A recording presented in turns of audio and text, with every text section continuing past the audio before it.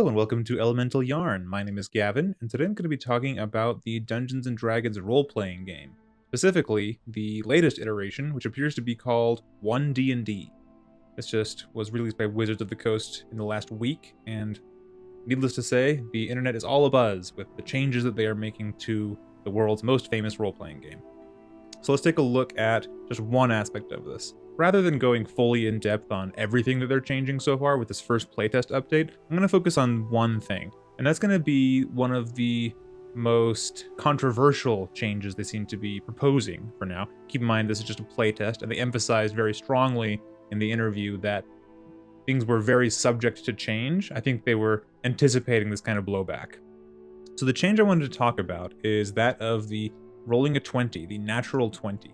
This is a very contentious thing because in the original 5th edition Player's Handbook, the natural 20 doesn't actually mean anything unless you're making an attack roll, in which case it results in what's called a critical hit, which deals more damage. In D&D 5e, there are three main kinds of d20 rolls, and that is attack rolls, ability checks, and saving throws. So as is, a natural 20, meaning you roll, is the number 20 only actually has an effect when you're making an attack roll with a weapon or a spell or anything else. So, this new proposed rules change is made to kind of reflect what most tables actually do. And that is the fact that they make this little 20 sacred. For most tables, when someone rolls a natural 20 on any kind of die roll, it's usually treated as if it's some augmented success or an automatic success. It's hard to deny the power of that natural 20. Now they say, if you roll a 20 on the d20 test here means either attack roll, ability check, or saving throw. It encompasses all three. The d20 test automatically succeeds regardless of any modifiers to the roll. The player character also gains inspiration when rolling the 20, thanks to the remarkable success. Rolling a 20 doesn't bypass limitations on the test, such as range and line of sight. The 20 bypasses only bonuses and penalties to the roll.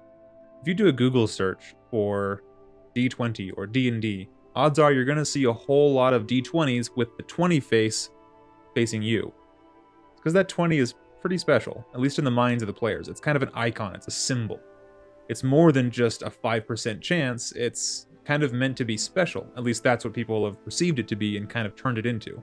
In the spirit of things, making this an explicit rule, I think is strong. Especially in a game that's not as concerned with the minutia and with the fiddly modifiers and everything. After all, this is the system that gave us advantage and disadvantage. If players wanted something more complex, they could just go and pick up their Pathfinder game. So I think it's certainly following the spirit of D&D 5e. I think it's true. I think it's true that it's reflecting the way that most players actually play. The question is, does this introduce any problems for the game? A lot of people get up in arms, and I admit I was one of them for a little bit. I actually had a version of this video where I rambled for about an hour and a half, and I quickly threw it away because I needed some time to cool down. A lot of people are up in arms about the fact that, oh, well, now all of a sudden the barbarian with an intelligence score of 5 can just suddenly roll a natural 20 on an arcana check to decipher ancient arcane writings and suddenly be smarter than the wizard and be able to figure things out, where the wizard rolled a natural 1, which has always kind of been a problem anyway with 5e, given the swinginess of the d20, but now it explicitly says, regardless of modifiers, you can succeed on a natural 20. They mitigate this in the rules at some point in this document by saying that players can't just declare rolls and make them. The DM has to decide when the player can make a roll, which has always been the case, but I think making it more explicit is really important, especially with this introduction, because if players are able to just pick up the die and declare they're making a persuasion check whenever they want to, then eventually they're going to hit a natural 20 and end up seducing the dragon, or whatever the case may be.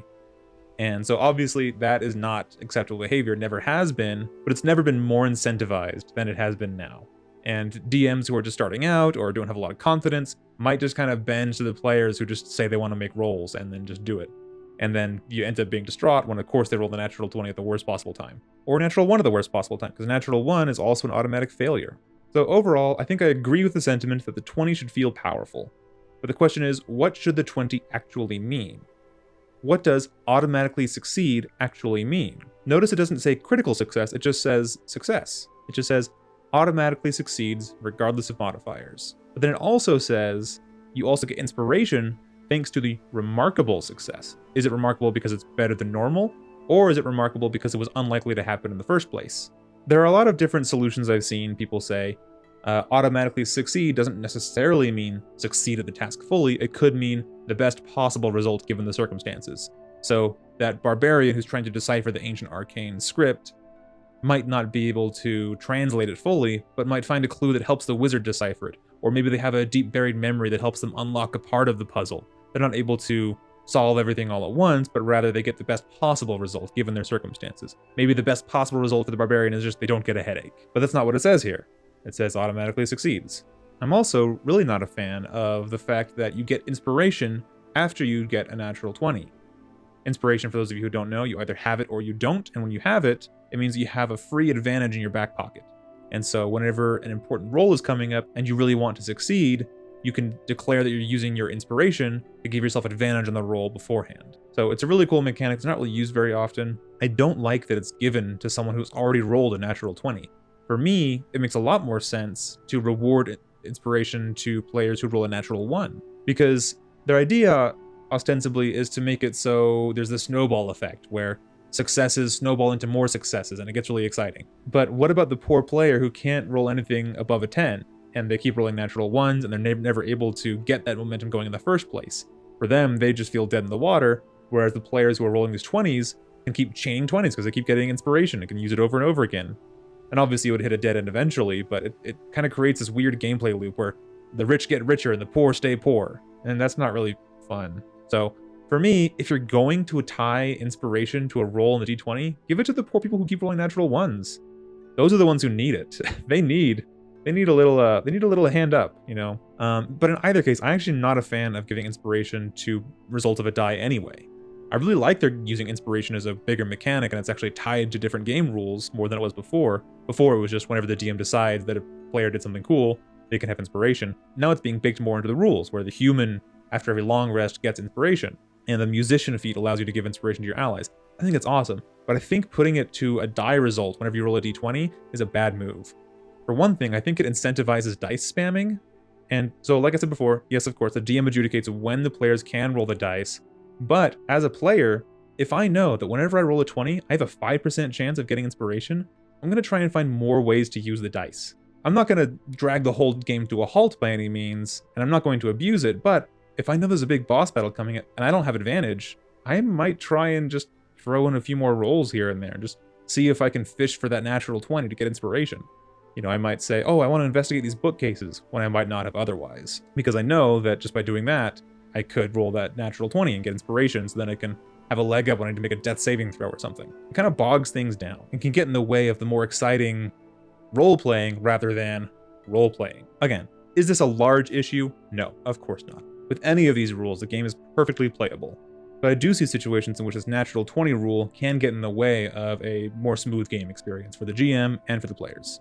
So again, this comes to the question of what should the natural 20 mean? Because I think most people agree it should mean something. Should it mean auto success for everything? Maybe not. But we definitely feel like it should do something. So what should it do?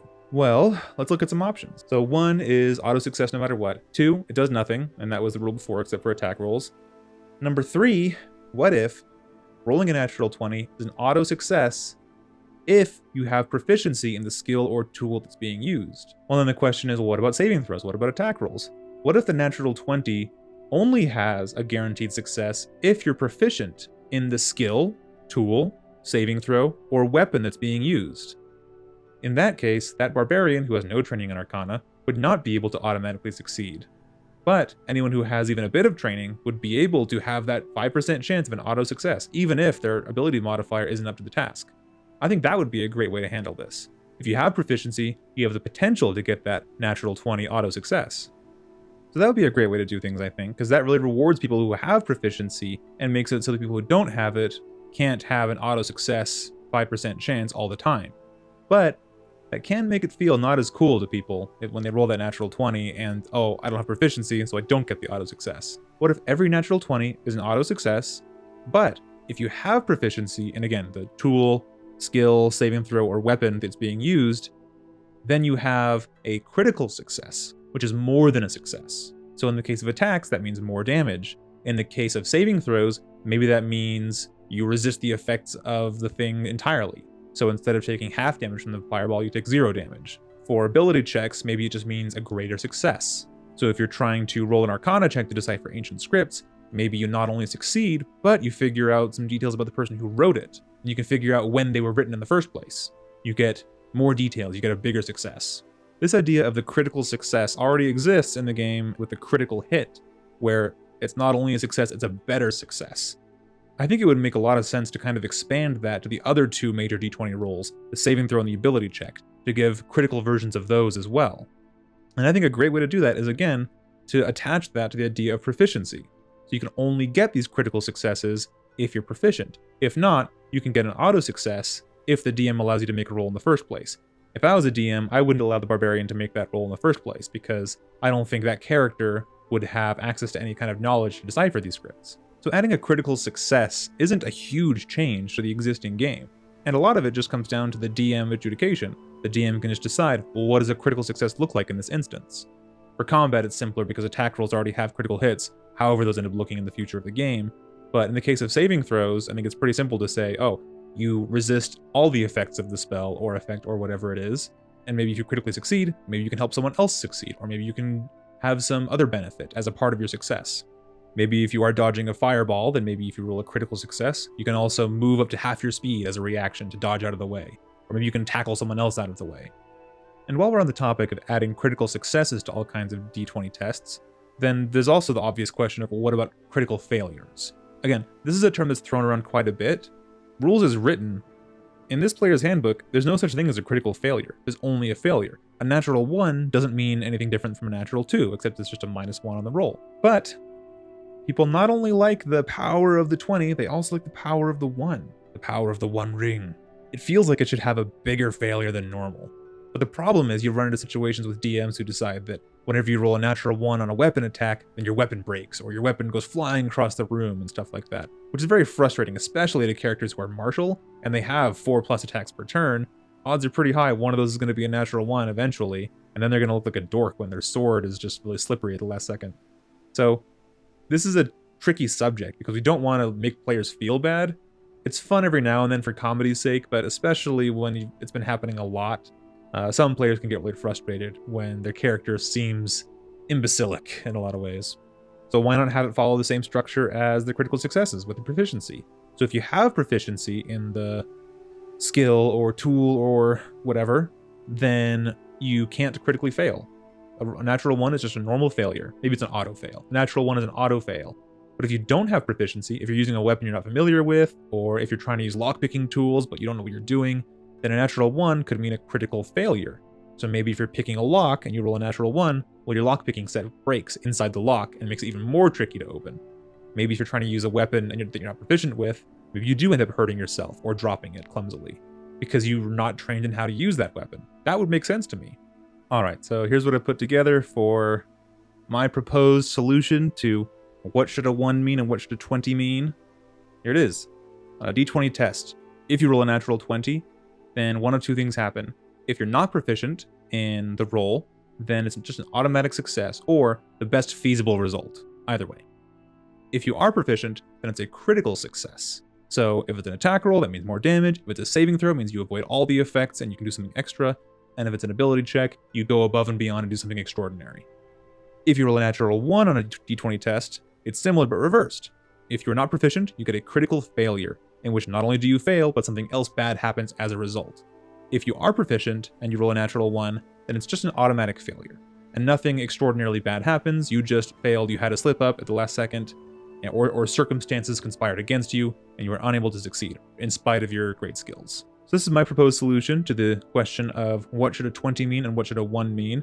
You can notice as well that I've removed inspiration from this entirely. I don't think the d20 is a good place to add the chance for inspiration 1 out of every 20 rolls. Or if anything, it should be given to the natural 1 people. So if I was going to add inspiration into this layout, I would put it under the natural 1 category. So those poor players who can't seem to roll above a 10, at least they can look forward to inspiration every now and then. That does get into the icky territory where all of a sudden a natural 2 is the worst roll of all time and a natural 1 isn't necessarily so bad.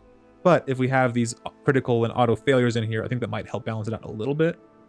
Yeah, I would tend not to just even do that at all, because I don't think it belongs here. I'm all for giving inspiration more mechanical background for it to show up in the game, but I think this is the wrong way to do it. All right, so yeah, what do you guys think of my proposed solution? Obviously, I don't work at Wizards of the Coast, but this might be a good way to handle this, because this accomplishes the goal of giving the 20 that narrative weight that people feel like it should have, but it doesn't break the game in such a way that someone can do things they shouldn't be able to do. And it also gives us a way to have those natural ones come to the fore, but only for characters who aren't trained in that specific thing. For me, this works really well, and I might actually start adopting this into my own games, regardless of whatever One D&D decides to do. I think this makes a lot of sense and could be a lot of fun. It gives us opportunities for some really fun roleplay moments, but doesn't punish people who actually built their characters around specific things. For example, if you've got the bard who's trained in deception, and they're trying to lie their way into a castle, well, a natural one doesn't mean they make a huge fool of themselves because they're still a very trained deceiver. It just means they happen to fail in this instance. Whereas if the fighter comes up and has no training in deception as a minus to charisma and tries to lie their way into the castle and rolls a natural one, then you can open up the floodgates for all those silly, nonsensical results if you want to. That's your style of play. That could make more sense in the narrative because that fighter doesn't really know what they're doing. That's it for today. I'm just covering one tiny piece of the One D&D playtest packet that was released in this last week. Please let me know what you think in the comments and put your own solutions down there as well. Thanks so much for watching, and I'll see you in the next video. Ooh, natural one.